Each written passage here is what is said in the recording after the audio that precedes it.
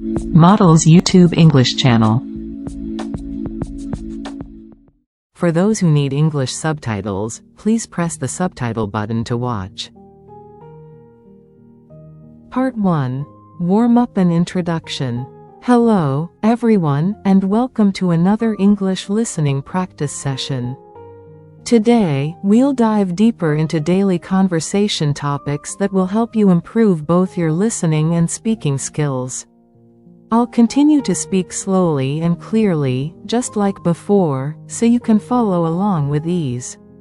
Let's begin with a warm-up question. Have you ever hesitated to speak English out loud because you were nervous about making mistakes? This is something many learners experience. It's normal to worry about pronunciation or word choice. However, remember that making mistakes is a natural part of the learning process. If you never make mistakes, you're probably not challenging yourself enough. So, embrace those errors, and use them as lessons to get better. Another tip is to focus on enjoying your English practice. If you choose interesting topics or fun methods, like watching your favorite TV show with English subtitles, you'll feel more motivated to keep practicing. So, let's get started and have fun while we learn. Part 2. Morning Routines and Habits. Let's talk about morning routines in greater detail. Your morning sets the tone for the rest of your day. Some people wake up early, drink lemon water, and do a quick workout or some yoga. Others might prefer sleeping in until they absolutely have to get ready for school or work. Think about which type of person you are. Do you enjoy leisurely mornings, or do you cram everything into a rush? For instance, you could say, I wake up at 6:30 a.m. and spend the first 20 minutes meditating or journaling. Then, I take a shower, have a nutritious breakfast, and leave my house by 8 a.m. so I can avoid traffic. This suggests a structured routine that helps you start the day in a calm way. On the other hand, if you're more of a night owl, you might share, I struggle to wake up, so I usually hit the snooze button a few times. By the time I'm up, I have just enough time to brush my teeth, grab a quick snack, and dash out the door. Take a moment to reflect on your morning habits. How would you describe them to a friend in English? Are there any changes you'd like to make to feel more energized or organized when your day begins? Part 3. Work or school conversations. Next, let's delve deeper into conversations that happen at work or school. These environments often require specific language, whether you're talking to your boss, teacher, or classmates. For example, if you work in an office, you might say, I have a meeting with my supervisor at 10 a.m., and we'll discuss our quarterly goals. If you're a student, you might say, our science teacher assigned a group project about environmental conservation, and I'm in charge of the research. Let's think about problem-solving scenarios. Maybe you're struggling with a task or project and need help. You might say, could you give me a hand with this data analysis? I'm having trouble interpreting the results. Or, I'm stuck on question number 4 in our math homework. Do you have any tips? Practicing these requests in English helps you gain confidence in communicating your needs. Finally, remember to use polite language for everyday interactions, like, good morning, how are you today? Or, how's everything going with your new assignment? Showing interest in others' work or studies can create a positive atmosphere. Think of a few phrases you'd use in your workplace or classroom and practice them out loud. Part 4. Making and accepting invitations. Making and accepting invitations is a key skill for socializing in English. It's one of the main ways we build friendships and maintain relationships. Let's explore more examples and see how you might handle different situations. If you want to invite someone to an event, you could say, "Would you like to join me for a concert this Friday?" Or, "I'm planning a barbecue at my place next weekend, do you want to come?" You might also suggest a time and place. How about meeting at the cafe near the station around 2 p.m.? Giving details helps the other person picture the plan clearly. When you receive an invitation, you might accept it enthusiastically. "That sounds awesome. I'd love to come," or, "Yes, count me in." Let's finalize the details soon. However, sometimes you can't go. In that case, politely decline. "I'm sorry, but I already have plans that day," or, "Thank you for inviting me, but I won't be able to make it this time." Adding a short reason often shows you appreciate the offer. Try forming your own invitation phrases. What upcoming events could you invite someone to in the next week or month? Practice both inviting and responding with a positive or negative answer. Part 5. Talking about stress and mental health. Daily life can be hectic, and it's common to feel stressed or overwhelmed. Let's expand our approach to discussing mental health in English. You might say something like, "I've been feeling stressed out lately because of my workload," or, "I have so many exams this month that I barely have time to relax." This helps people around you understand that you're dealing with pressure and might need some support. If you notice a friend looking tired or upset, you could ask, "You seem a bit down today. Do you want to talk about it? Or, is there anything bothering you? I'm here to listen." Offering an open ear can help someone feel more comfortable sharing their problems. You could also suggest coping methods, such as, "Have you tried going for a short walk when you feel anxious?" Or, "Maybe listening to calming music can help you distress." Remember that seeking professional help, like talking to a counselor or therapist, is also a valuable option if stress becomes unmanageable. Phrases like, "It might be worth speaking with a mental health professional," or, "You could consider seeing a counselor at school," can help point someone toward resources. Practicing these sentences prepares you for real-life interactions where emotional support is needed. Part 6. Sharing personal preferences. Everyone has unique preferences, whether it's about music, movies, food, or even daily habits. Being able to articulate your likes and dislikes in English makes conversations more engaging and personal. Let's expand on how to do this more naturally. If someone asks, "What kind of music do you like?" you can offer a detailed response instead of just naming a genre. You might say, "I'm really into upbeat pop music because it keeps my energy high, especially when I'm working out," or, "I love jazz because it helps me unwind after a stressful day." Adding a reason helps the listener understand your perspective. It's also interesting to talk about why you dislike something.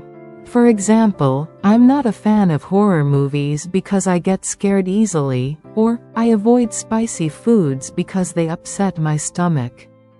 Using phrases like, "I can't stand," or, "I'm not really fond of," are good ways to express strong dislike. Practice a few sentences in which you describe both what you enjoy and what you prefer to avoid. This kind of nuance can make your English sound more authentic. Part 7. Socializing and making friends. Socializing is about more than just meeting new people. It's about building connections that can last. Let's talk about some strategies for making friends in English-speaking environments or with English speakers online. Start with simple conversation starters like, "Hi, how's your day going?" or, "That's a cool backpack.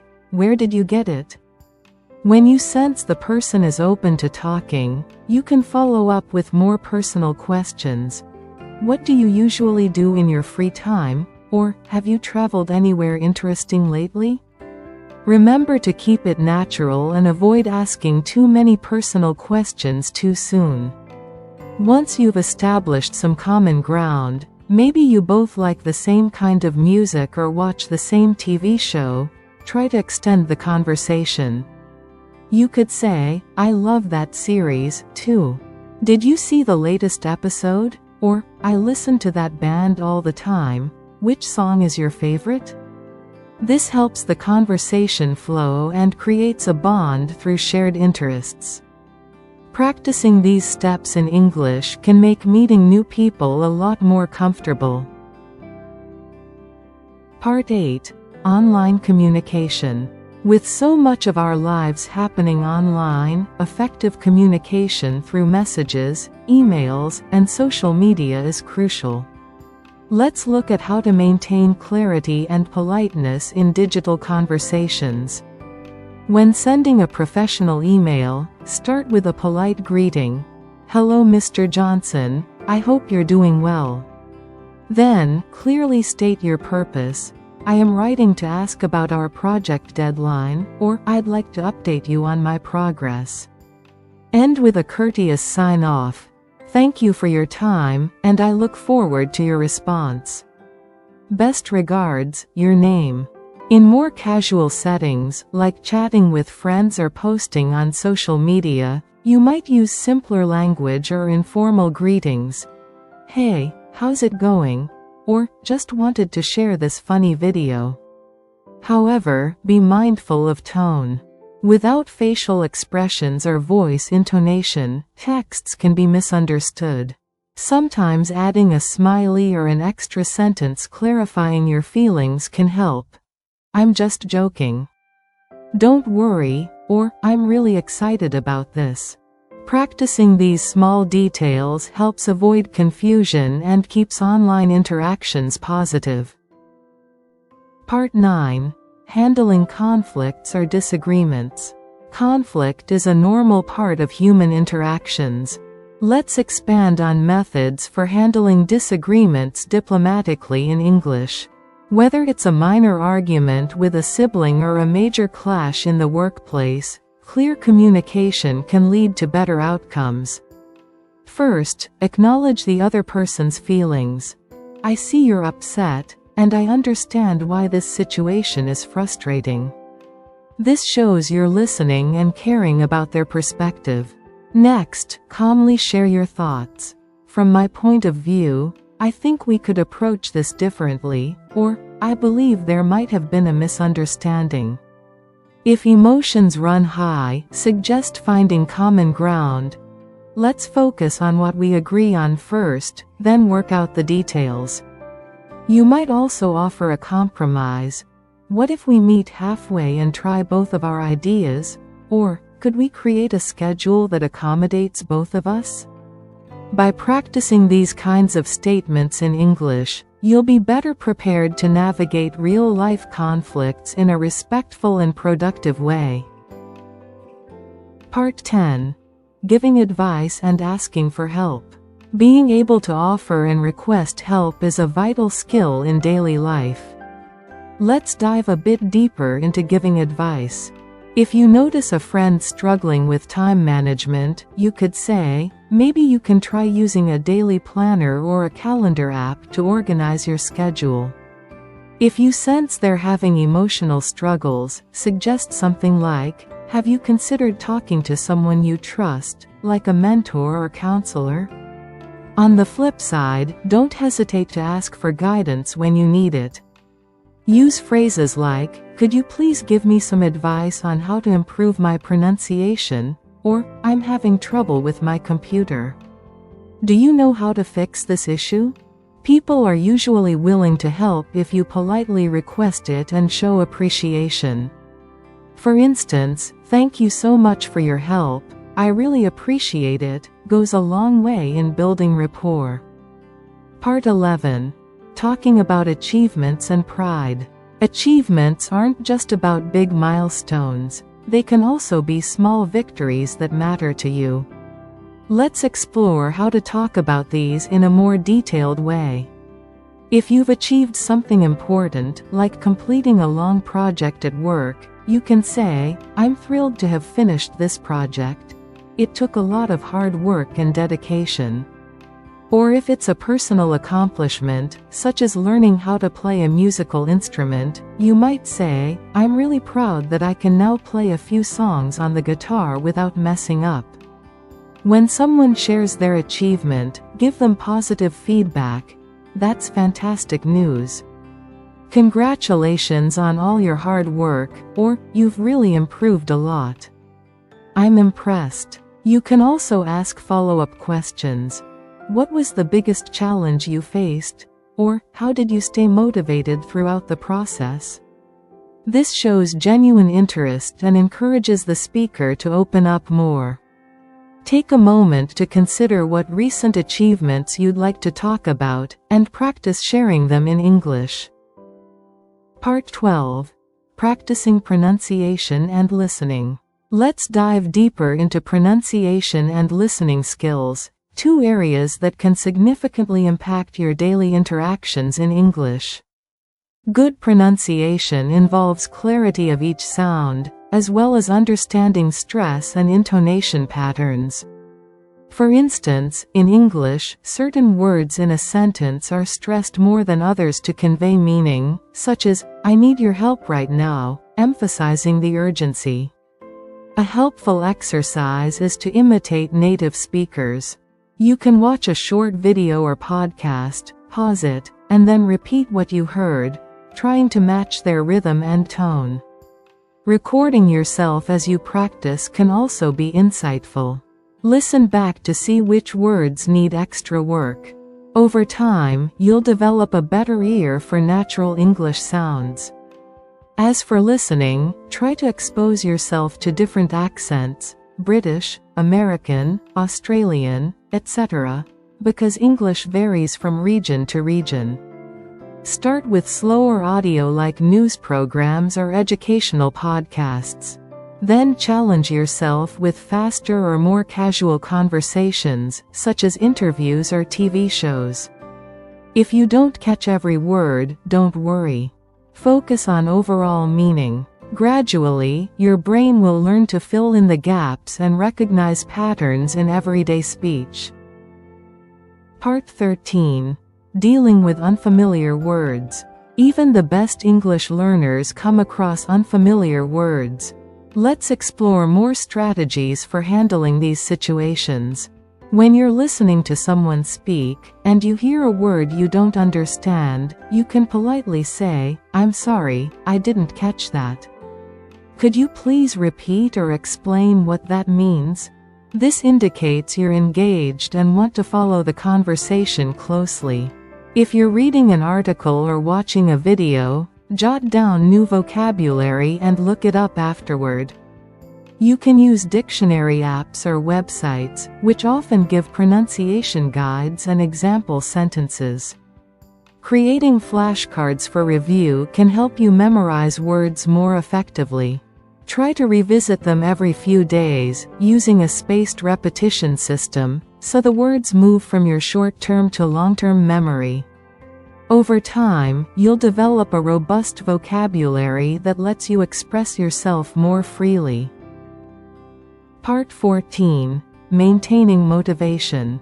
Staying motivated on your English learning journey can be challenging, especially when life gets busy. Let's talk about some practical strategies. First, set small, achievable goals. I'll listen to a 5-minute English podcast each morning, or I'll learn 3 new words every day. Breaking tasks down into manageable steps can prevent burnout and give you a sense of progress. Next, reward yourself for completing these steps. Maybe you treat yourself to a favorite snack or take a relaxing break after you've finished studying. Celebrating small wins helps keep your morale high. It's also a good idea to involve others, form a study group, join a language exchange, or find an online buddy. Sharing experiences and encouraging each other can make learning less lonely and more fun. Finally, remind yourself why you started learning English in the first place. Whether it's for work, travel, or personal interest, keeping your goal in mind provides long-term motivation.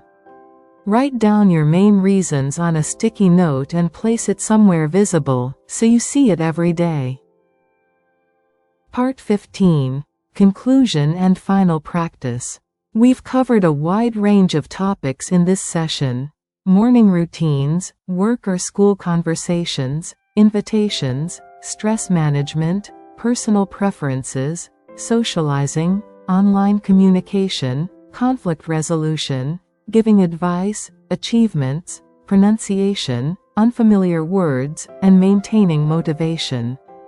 Each topic is essential for daily communication in English. Before we end, let's review what you've learned. Take a moment to think of 2 or 3 phrases that stood out to you. Say them out loud, or jot them down. For example, "Could you help me with this?" or "Let's try to find a compromise." By practicing these key expressions, you reinforce them in your memory and become more confident using them in real conversations. Thank you for joining me for this English listening practice. Remember, consistency is key. Keep practicing a little bit every day, and you'll see steady improvement in your listening and speaking skills. Until next time, stay positive, stay curious, and most of all, enjoy the journey. Goodbye for now.